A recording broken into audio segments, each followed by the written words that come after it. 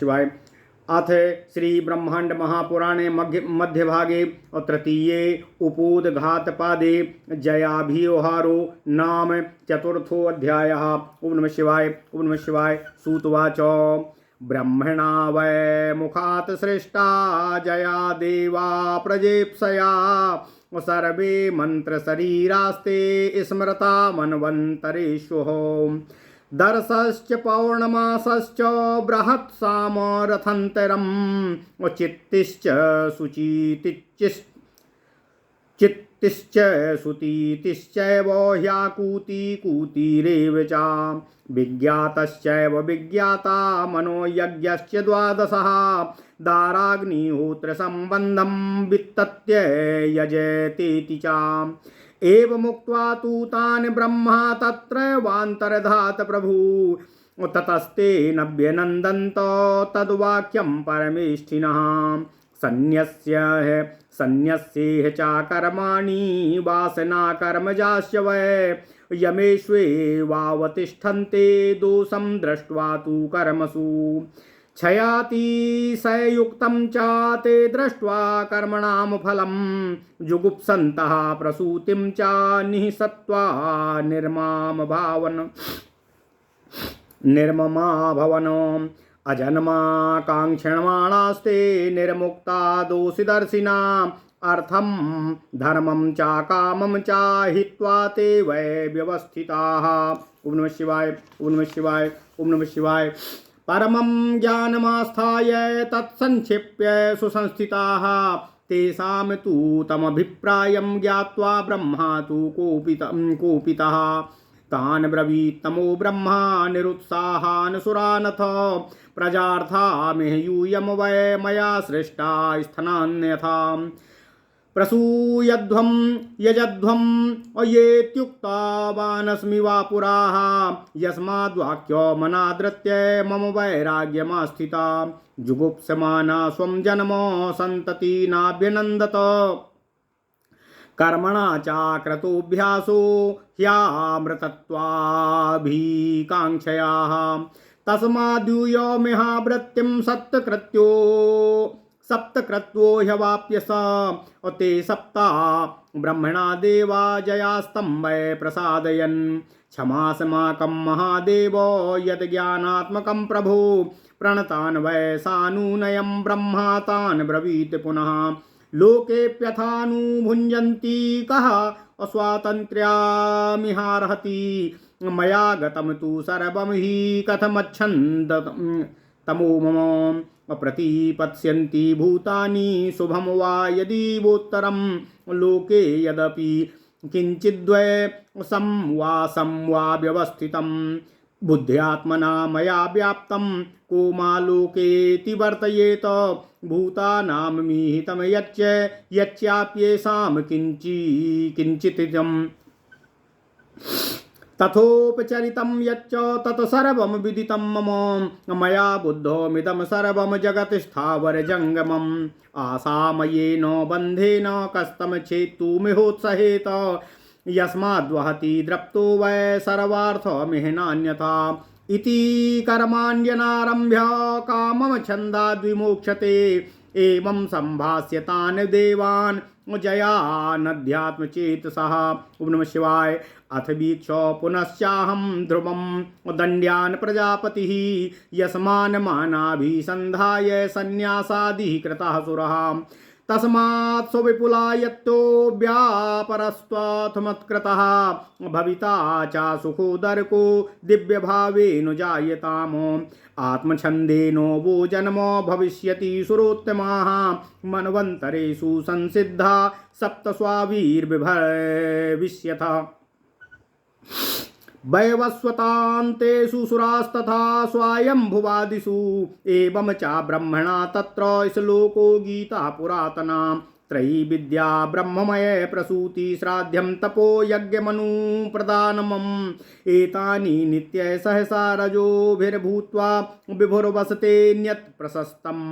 ओम नमः शिवाय।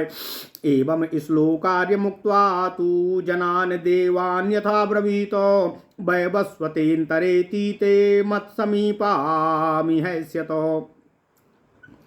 ततो देवस्थिरो भूत ईश्वरो ह्याकुतो भयः प्रसन्नाधारिणामाद्यां युक्त्वा योगबलान्विताम् ततस्तेन रुषा सप्तास्ते भवन् द्वादशाजिताः जया इति समाख्याता कृता एवं अभिसन्निभाः ततः स्वायंभुवे तस्मिन् सर्गेति ते तु वैसुरा पुनस्ते तुषिता देवा जाता स्वारोचिषेन्तरे। ओम नमः शिवाय। ओम नमः शिवाय। उत्तमस्य मनोपुत्रा सत्ययाम जज्ञिरे सतदा ततः सत्या स्मृता देवा औत्तमे चान्तरे मनो हरिण्याम नाम तुषिता जज्ञिरे द्वादश वितु हरियो नाम ते देवा यज्ञभाजस्तदा भवन् ततस्ते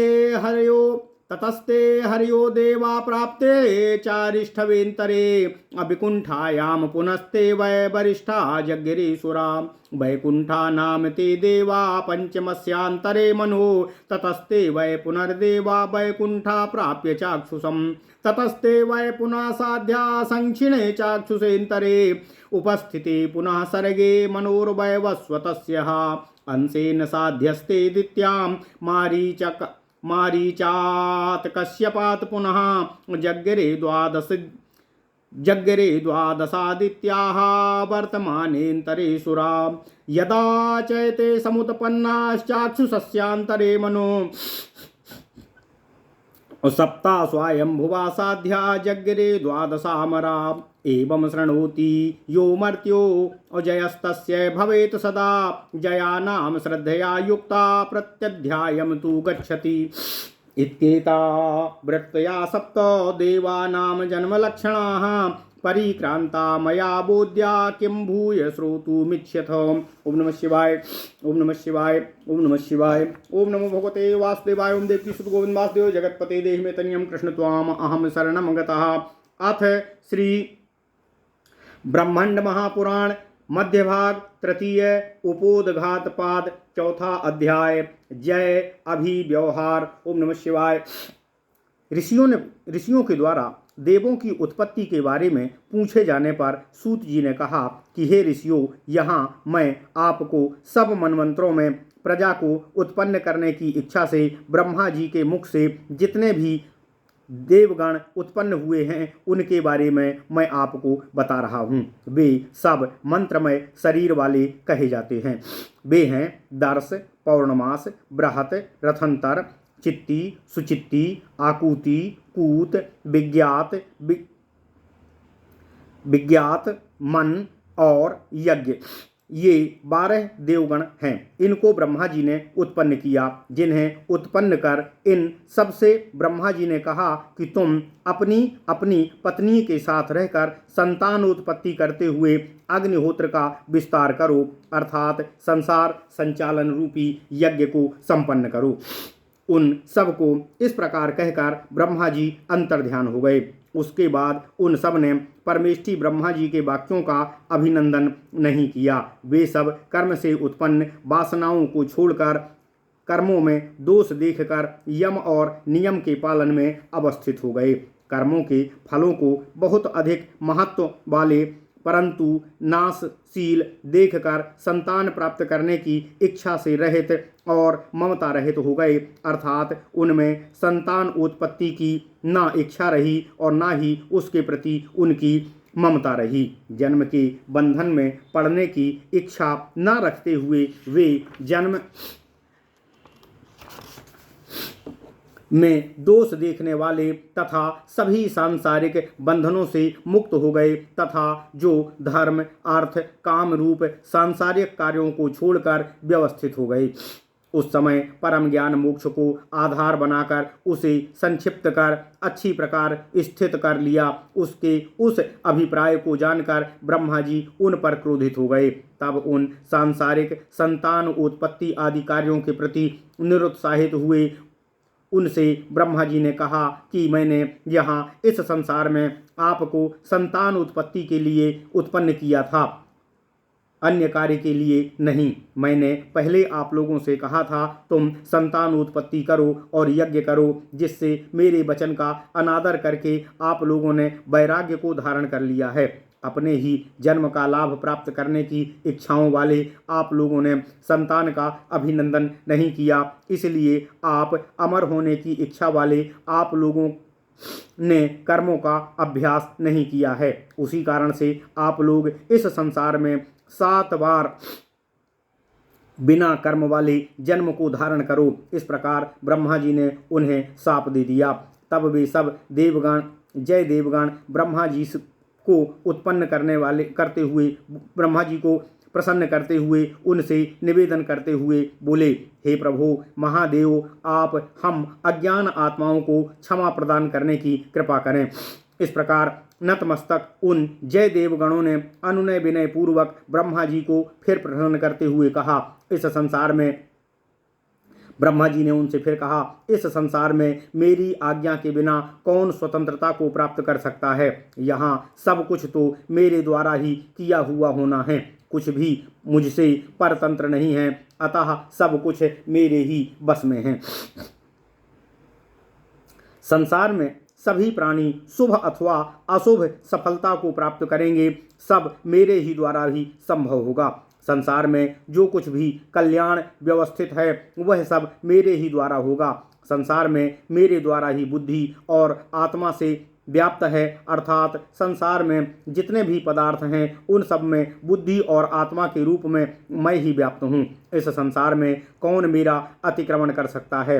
प्राणियों की जो इच्छाएं होती हैं तथा जो भी इनका विशेष चिंतन होता है तथा जो भी प्राणी कार्य करते हैं वह सब मुझे विदित होता है और मेरी ही प्रेरणा से होता है। मेरे द्वारा ही यह समस्त जड़ चेतन बंधा हुआ है, अर्थात यह समस्त जड़ चेतन जगत मुझ में ही संबद्ध है, मुझसे ही जुड़ा हुआ है, मुझसे ही व्याप्त है। यह समस्त संसार आशामय बंधन से बंधा हुआ है, इसमें कौन इसे काट सकता है। मैंने सृष्टि विस्तार के लिए ही यह सब कार्य आरंभ किया था, किसी अन्य अभिप्राय से इसको नहीं किया। इस प्रकार इस कार्य को आरंभ ना करके कैसे मुक्ति की इच्छा आप लोग कर रहे हैं। इस प्रकार ब्रह्मा जी ने उन अध्यात्म में चित्त लगाने वाले जय नामक देवगणों से कहा। प्रजापति ने उन साप दंड का धारण करने वाले जय नामक देवगणों से पुनः कहा कि आप लोगों ने मेरी बात का पालन न कर संन्यास धारण कर लिया है और उसी भावना से जो प्रयत्न किया था वह भी सब नष्ट हो गया है, अतः इसका फल आप लोगों को अच्छा नहीं होगा, अतः आप लोग दिव्य भाव से पैदा होंगे। आपकी अपनी आत्मा के कार्य से आपका जन्म सभी मनवंतरों में सुरश्रेष्ठों के रूप में होगा और आप लोग सभी 7 मनवंतर में स्वयंभू मनवंतर से लेकर वैवस्वत मनवंतर के अंत तक उत्पन्न होते रहेंगे। इस प्रकार ब्रह्मा जी ने वहाँ एक पुरातन श्लोक का गान किया। उसका आशय है कि मनुष्य त्रयी विद्या अर्थात ऋग्वेद, यजुर्वेद और सामवेद का ज्ञान, ब्रह्ममय प्रसूति अर्थात ब्रह्मचर्य युक्त संतान उत्पत्ति अर्थात एक स्त्री पुरुष व्रत तत्व, श्राद्ध, तप, यज्ञ और अनुष्ठान, इन सब कार्यों को करते हुए सहसा नित्य रजोगुणी से युक्त होते हुए भी दूसरे द्वारा प्रशंसित होते हुए जीवन को व्यतीत करते हैं। इस प्रकार के श्लोकार्थ को कहकर ब्रह्मा जी ने उन देवगणों से कहा कि वैवस्वत मनवंतर के बीतने पर आप लोग मेरे समीप आएंगे। उसके बाद ऐसा कहकर ब्रह्मा जी वहीं अंतर्ध्यान हो गए और सब देवता लोगों ने आप अपने मनोबल के आधार पर निर्भय हो गए। उसके बाद ब्रह्मा जी के क्रोध से शापित वे सब 12 अजित नामक देवगण हुए तथा वे सब अग्नि के समान जय नाम से विख्यात हुए।